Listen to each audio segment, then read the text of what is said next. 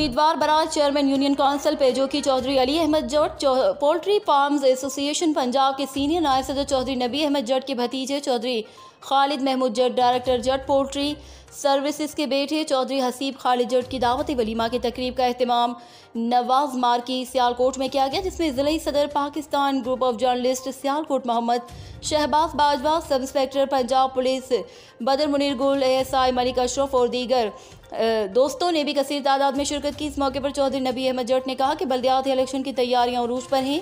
हम इंशाअल्लाह इलेक्शन में भरपूर हिस्सा ले रहे हैं। हमारा मिशन आवाम की खिदमत का मिशन है। रिपोर्ट इमरान कैसर, ब्यूरो चीफ, हमारा न्यूज़, सियालकोट।